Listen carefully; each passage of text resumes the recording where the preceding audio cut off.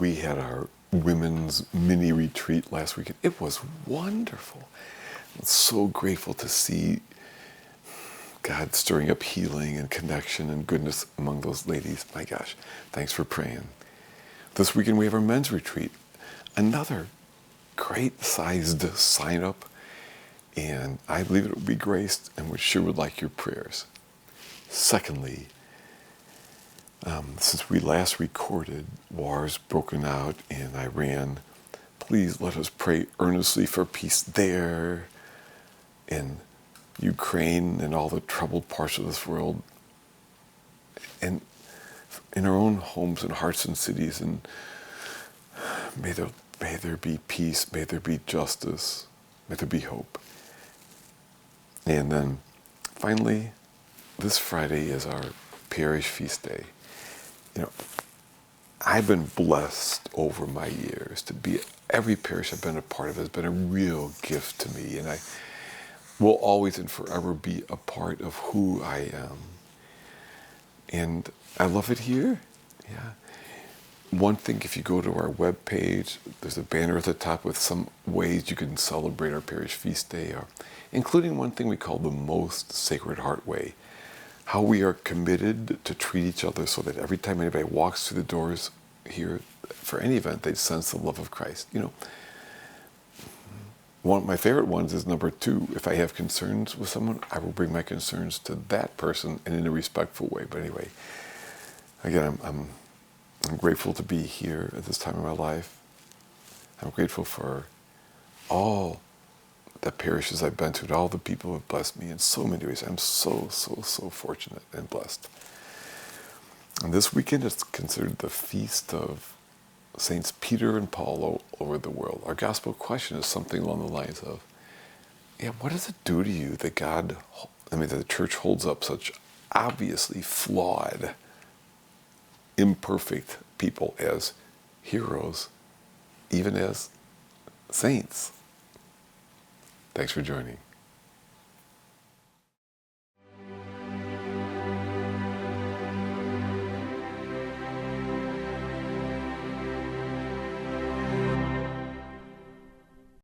If you ask me, and generalizations are always inadequate, on this feast of Saints Peter and Paul, it's fair to say that many of us, if not most of us, are a little bit more like St. Peter or a little bit more like St. Paul. What about you? From what you know of those two, which would you say you're more like? Are you more like Peter? Are you more like Paul? Let's look at Paul first. Perhaps a good way to summarize Paul is this. Not only did Paul not get it from the beginning, Paul was actually the last person on earth anyone would have ever expected to proclaim the message of Jesus. Paul would himself speak of that to the world. As he said in the reading from the Vigil Mass last night, "For you heard of my former way of life in Judaism, how I persecuted the church of God beyond measure and tried to destroy it." Yikes.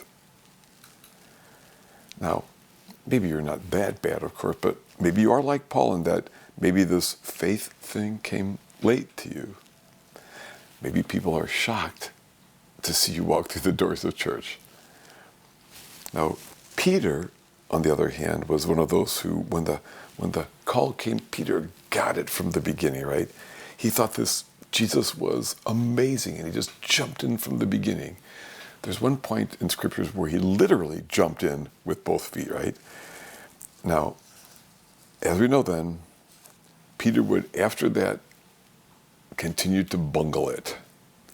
Again and again, the scriptures would show Peter losing perspective.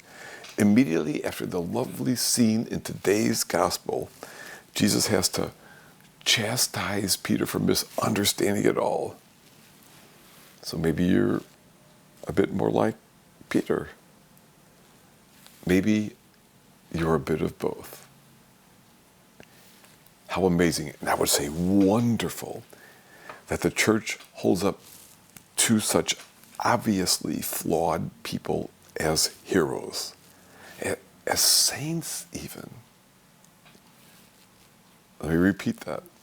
How amazing, even wonderful that the church would hold up two so obviously flawed people as heroes, even as saints. Perhaps there are two key things for us to learn here.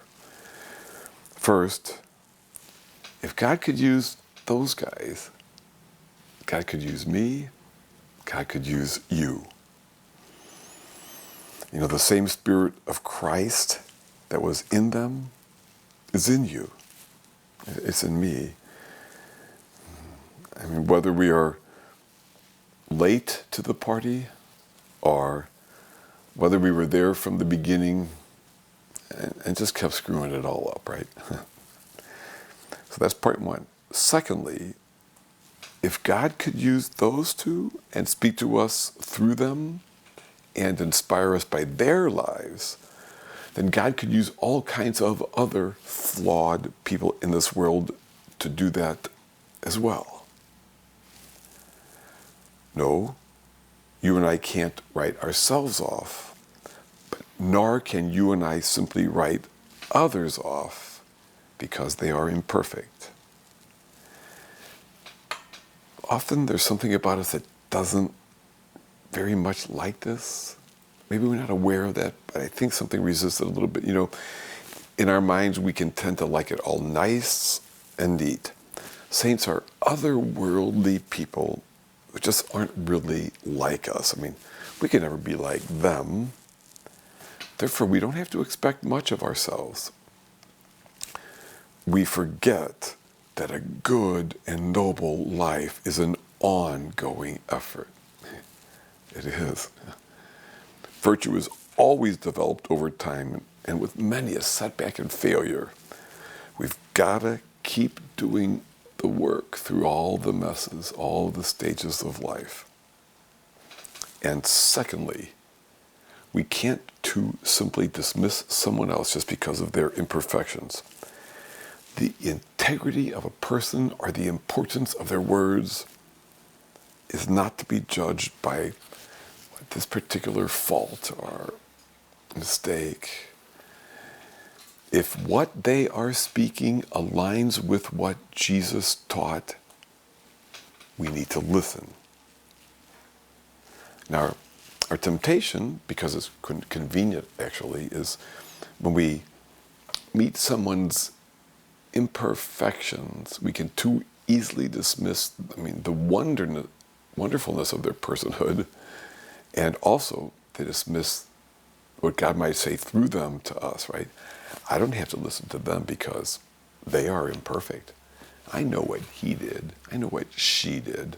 And therefore, I can ignore the fact that God might have a message for me through them. I think of people like Mother Teresa. So many people just saw the holiness of her life. She'd spend hours before the Blessed Sacrament. She formed a religious community to serve the poor. She'd spend her days in the gutters in Calcutta holding dying people. People said she should be a saint, right? Then, after her death, we found her journal and discovered that for 50 years, faith was hard for her. It was difficult for her to believe. 50 years. And God felt far away. There was even a level of bitterness in her sometimes. In some sense, well, maybe she shouldn't be a saint. But that's because they don't get it. Yeah. The journey of faith has to go through dark places sometimes. Every saint is imperfect and struggles. Someone who has themselves struggled with their issues, their failures. And if we are smart, we would say, I don't need her to be perfect to be inspired by her. And actually, I think we will be more inspired because of her struggles. Or look at Dr. Martin Luther King Jr., whose prophetic voice called us to see the racism inherent in our society and in our hearts, and who called us to do the difficult work of building a more just world for all. He had his obvious faults: ego, marital infidelity, and of what I know, at least the two most obvious ones. That does not mean that I can write off his challenge about racism and justice and human dignity. Look, he was imperfect, so I don't have to listen to his message. Yes, I do.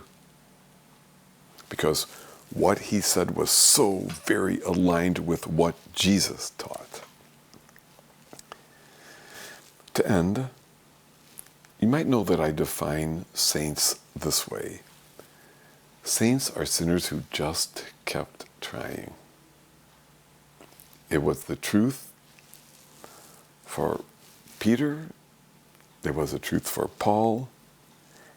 It is the truth for each of God's children. Saints are sinners like us who just kept trying.